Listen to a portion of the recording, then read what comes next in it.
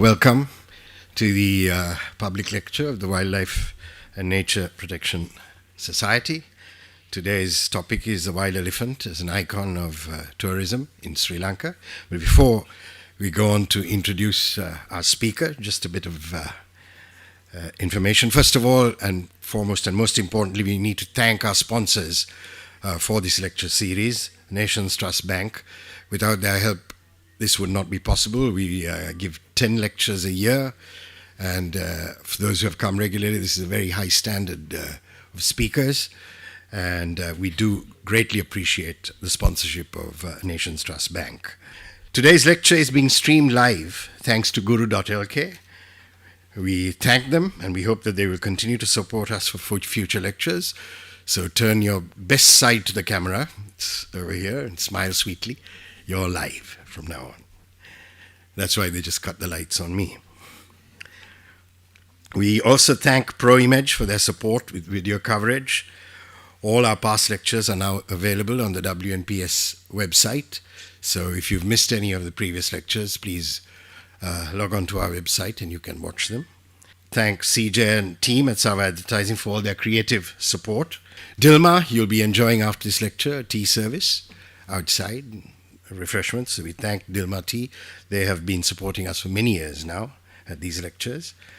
And we also acknowledge our corporate partners who have helped us with our cost throughout the year. That's TJ and Brandix, who have been very generous in their sponsorship of the society over this year, and have helped us in a lot of our administrative functions. The views of the speakers or our primary actors are not necessarily those of the society. However, you're free to challenge any of them in the questions asked afterwards. But we do encourage people of all ideas and with all different aspects on conservation to come and speak and make their presentations. And hopefully that's what makes it interesting to you all. So thank you for being here, and without further ado, Ranil. Thank you, Rohan. Good evening, ladies and gentlemen. I have the great pleasure of introducing Srilal, who once upon a time worked with me, or actually for my father at Richard Pierce's. So he was an engineer at Richard Pierce's many, many years ago. But Srilal has over 25 years experience in the hospitality industry, having an electrical engineering degree. And what is he doing with elephants, you may ask? His early career, as I said, was with Richard Pierce and Company, but since then he's gone on to bigger and better things. Srilal is a former president of the Tourist Hotels Association of Sri Lanka, THASL, and the former chief executive officer of Serendip Leisure Management Limited. He is a keen environmentalist and a wildlife enthusiast with a particular interest in elephants. He is unafraid to challenge the authorities on their failure to maximize on the biodiversity and other natural attractions that Sri Lanka has to offer. Srilal has long been an advocate for branding Sri Lanka's wildlife and presenting it in such a manner that it will encourage tourists to return to this country again and again to enjoy its beautiful wild heritage. Far apart from the aesthetic and ethical reasons for wildlife conservation, he has also studied and quantified the enormous financial benefits that wild animals, particularly wild elephants, generate annually in earning foreign exchange for this country. And I believe that's the topic of his lecture today. And I think we all should look forward to what he has to share with us. So without further ado, I call Srila Miththapala. Good evening, everyone. I'm very happy to see such a lot of people, known faces, and some professionals who may even know about wildlife more than me. I'm honored that you are here. So I am here, I think, with the WNPS for the second time. I spoke here 15 years ago after a bad incident I had at Udawalawe when I was doing my research there with the US Fish and Wildlife, when an elephant attacked our research jeep and toppled it, and subsequently we got to know that the elephant had killed a tracker in the previous encounter. It was one of the worst incidents in the parks in Sri Lanka. The park was closed for 1 month, and my guys were up on that tree.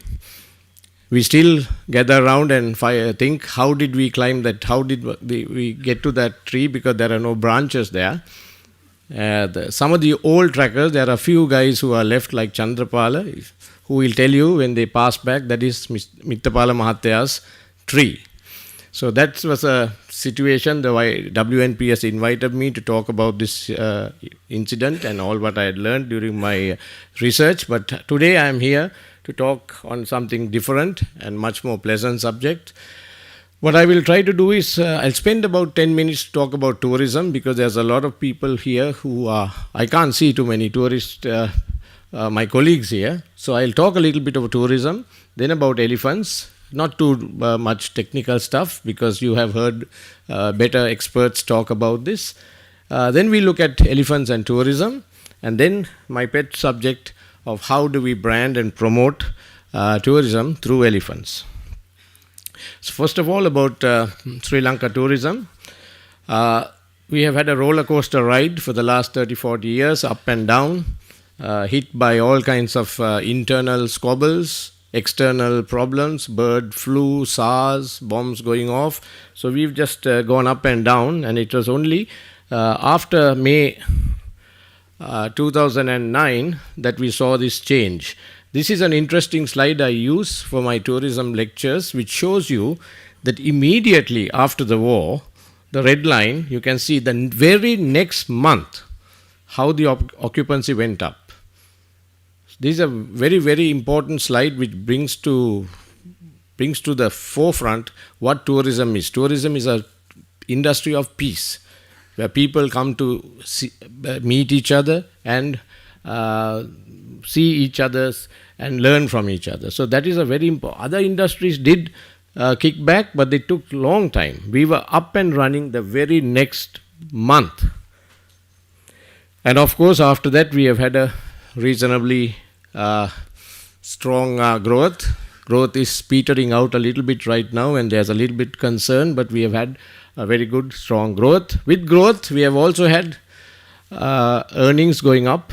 So that's a interesting thing. We are having arrivals growing. We have had foreign exchange earnings going up to about 3 billion from a dismal 500,000 before the war. So we are looking at 2 million tourists and about 3.5 million people right now. This is what concerns me. We have got a targets set of 4 million.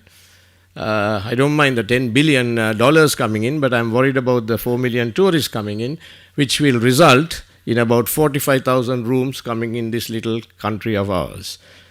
This target seems to be varying. Very recently, the Prime Minister had ramped it up to 6 million, I think. So it varies up and down, mostly up, doesn't come down. But I don't know whether any real research has gone into this. So there is a concern whether Sri Lanka does need this number of tourists, or whether we should look at more quality rather than quantity. There are about 21,000 rooms in the formal sector. There is about 448 boutique hotels. And there's another 11,500 supplementary. That's the small guest houses. But mind you, these are the guest houses which are registered with the Sri Lanka Tourism Development Authority. So the total room stock registered with the Tourism Development Authority is about 34,000 rooms. I'm putting this because this has some context in what we are going to talk about. So that's the percentages. About 64% is the conventional. About 40% is supplementary, and about 2% are the boutiques. But you must understand, this is very important to understand what tourism is all about. The total tourism stock comprises of the conventional rooms, 22,000, The 11,000 odd, which is the supplementary approved, but there is a large amount of unregulated hotel rooms out there who don't have SLTDA certification. You will see when you go to Kandy or Sigiriya, the number of small mom and pop operations. They are not registered and no one knows anything about that sector, really the numbers. We have been trying to get hold of that. It could be as large as 11,000 to 15,000 rooms. Now they are unregulated. What they do, no one has control. We have control over this part, the conventional part, and the smaller part. But that large quantity is unknown and no one really has jurisdiction over that as a body. So that's very important for you to remember. The new hotels, there are about 5,000 new hotels coming in, 5,000 rooms coming in, which will add to that 33,000 by the way. So we are looking at big numbers here all over the show. From a world perspective, you know that tourism is the largest industry in the world, fastest growing, 1.4 trillion, amazing numbers, 1.4 trillion US dollars. That means $4 billion every day. 11% of the world's GDP, 9% of all wages, and 7% of all exports, and 8% of all employment is in tourism. That means out of every 12 people, one person works in tourism. But why I put this is Sri Lanka has only 0.07% share, market share. And my good friend Rohan Taddakorale did a study and he said if we increase that by 0.01%, our earnings will go up by 6 billion. So that's what we have lost out. This country needs development. It needs some big industry like this. And the theatre of action is Asia. You can see that yellow line. It's in our area that tourism is going to grow, Asia Pacific. This is interesting. Sri Lanka awareness is very poor.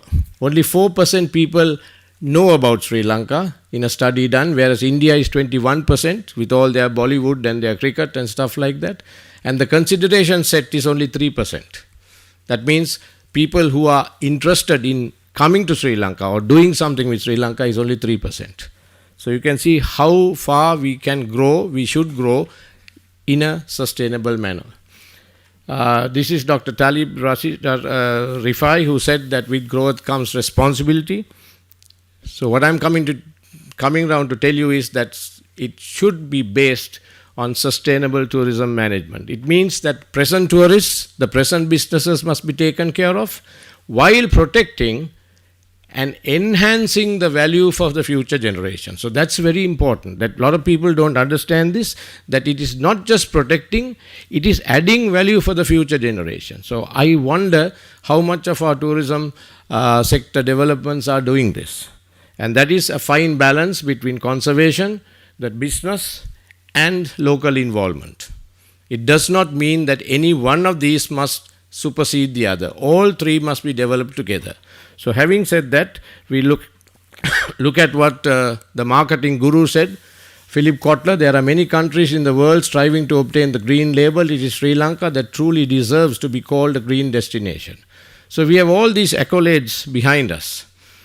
So Sri Lanka tourism took a good hard look at the sun, sea and sand perception that we had some time ago, and we brought in this adventure, ecotourism, health and well-being, and we have come to this position now that it is the beach, definitely, top of the mind recall will always be the beach for Sri Lanka, having 1,400 kilometers of shoreline, but around that, unlike Maldives, which is only beach, we have nature, wildlife, adventure, wellness and culture. 4 elements that support the beach tourism. So that's where Sri Lanka is now. And the latest vision for Sri Lanka is to be the world's finest island for diverse, authentic and memorable experiences. All the good words are there. The principles of sustainability are embedded in this document. That is how it is presented. So all the wonderful words are there. Now we got to make it happen.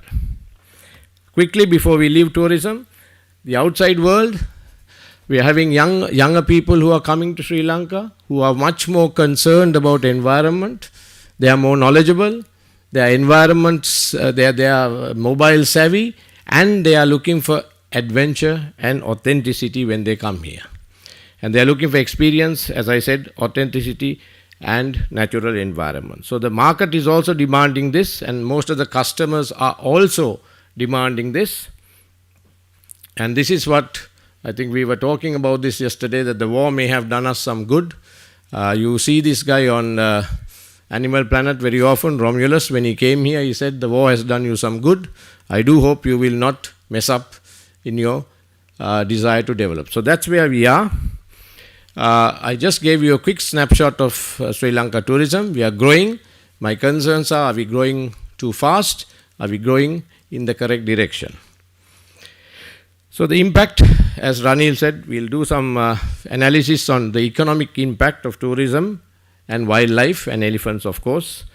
We had 2 million tourists last year, out of which 783,000 visited the national parks. That is 38% of tourists who come to Sri Lanka are going to the wildlife parks. Last year it was only 20%. So it's a very interesting jump that a lot of people are coming to Sri Lanka now to go into wildlife, not coming, perhaps not coming only for wildlife, but are wanting to go and go into the parks. Sorry. When you dig deeper, it's very interesting. Out of the 783,000 people who visit the parks, 13% are going to Yala, 6% to Horton Plains, 6% to Udawalawe, 5% to Minneri and Kaudulla, and the rest are going elsewhere. So very interesting to see that 4 parks account for 80% of all people who are going to parks. So that's the problem we are having. A few parks are the ones that are got popular in Sri Lanka. This is even more interesting, this analysis. If you take the local to foreign ratio, it's about twice, two times as much Sri Lankans visit the park than foreigners. It's about 1.8.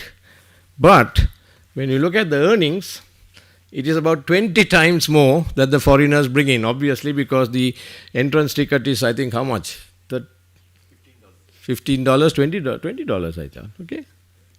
Anyway, it's about 2,000 rupees, whereas we pay 250 rupees. So obviously, the multiple is there. So it's a big income earner for the government. This is the foreign revenues for the parks. Yala is 500 million. The 4 important parks, 250, and Wilpattu is only 33. You will get the connection why I am giving you these figures. If you take the Sri Lankan 70 million also into it, we are talking about 1.5 billion coming into the revenues of the government. But what happens is that goes into the big black hole of the treasury.